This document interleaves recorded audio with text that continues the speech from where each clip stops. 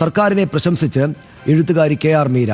ചൂരൽമലയിൽ വീട് ലഭിച്ച വീട്ടമ്മയുടെ ആനന്ദ കണ്ണീരിനാണ് തെരഞ്ഞെടുപ്പ് വിജയത്തെക്കാൾ പ്രാധാന്യം. ആ കണ്ണീരിനൊപ്പം നിൽക്കാൻ കഴിയുക എന്നതാണ് ഇടതുപക്ഷത്തിന് ചെയ്യാനുള്ളത് എന്നും KR മീര പറഞ്ഞു.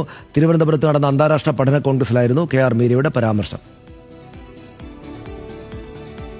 ചൂരൽമലയിൽ നറുക്കെടുക്കുന്ന ആ വീട്ടമ്മയുടെ കണ്ണിലെ കണ്ണീർ, ആനന്ദത്തിൻ്റെ കണ്ണീരിനാണ് ഒരുപക്ഷെ ഏറ്റവും വലിയ തെരഞ്ഞെടുപ്പ് വിജയത്തെക്കാൾ ഞാൻ പ്രാധാന്യം കൊടുക്കുന്നത്.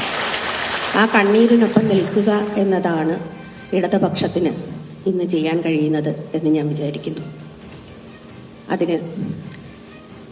അതിലുള്ള ഈ കേരളത്തിൽ ജീവിച്ചിരിക്കുന്ന ഒരു വ്യക്തി എന്ന നിലയിലുള്ള എൻ്റെ ആഹ്ലാദം ഞാനിവിടെ പ്രകടിപ്പിക്കുന്നു.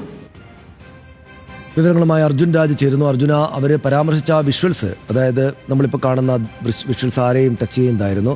അത് രാഷ്ട്രീയമായിട്ട് തെരഞ്ഞെടുപ്പിൽ എന്ത് സംഭവിച്ചാലും പക്ഷേ ഇത് വളരെ മനോഹരമായൊരു കാര്യമായി എന്ന് പലർക്കും രാഷ്ട്രീയ വ്യത്യാസമില്ലാതെ അഭിപ്രായമുള്ളതാണ്. അക്കാര്യം തന്നെയാണ് KR മീര അവിടെ വൈകാരികമായിട്ട് പറഞ്ഞത്, അല്ലേ? സനീഷ, തീർച്ചയായും ചൂരൽമലയിൽ നറുക്കെടുപ്പിലൂടെ വീട് ലഭിച്ച വീട്ടമ്മയുടെ ആനന്ദ കണ്ണീർ അത് ലോകം മുഴുവൻ ഇതിനോടകം തന്നെ കണ്ടു കഴിഞ്ഞിട്ടുണ്ട്. ആ ദൃശ്യം ഓർമ്മിപ്പിച്ചുകൊണ്ടാണ് സർക്കാരിനെ എഴുത്തുകാരി KR മീര പ്രശംസിക്കുന്നത്. അന്താരാഷ്ട്ര പഠന കോൺഗ്രസ് വേദിയിലായിരുന്നു ആ പ്രശംസ.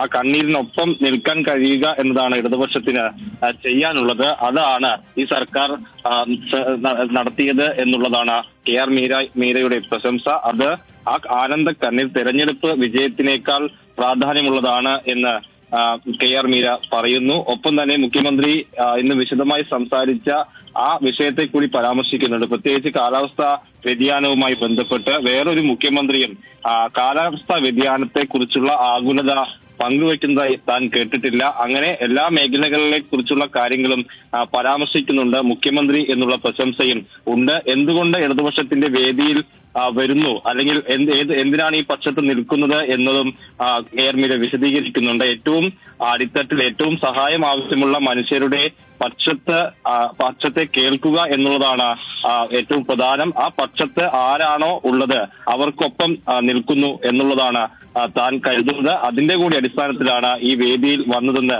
KR മീര പറയുന്നുണ്ട്. അതിന് ഉദാഹരണമായിട്ടാണ് ചൂരൽമല വിഷയം അവർ പരാമർശിക്കുകയും ചെയ്തിട്ടുള്ളത്. സനീഷ, ശരി.